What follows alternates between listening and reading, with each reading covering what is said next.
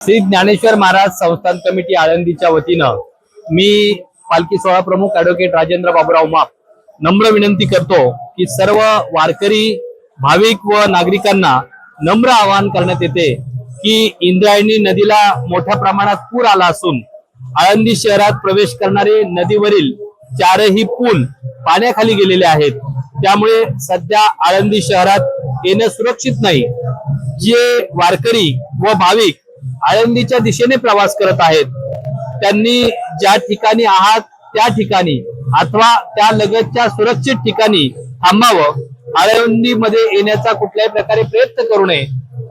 या ठिकाणी पुराची परिस्थिती पाहता आळंदी देवस्थाननं योग्य त्या सर्व दक्षता घेतलेल्या आहेत। महसूल प्रशासन असेल, पोलीस प्रशासन असेल, भाविक भक्त असेल, यांना नम्र आवाहन करण्यात येत आहे की आपण ज्या ठिकाणी असाल त्या ठिकाणी सुरक्षित थांबावं।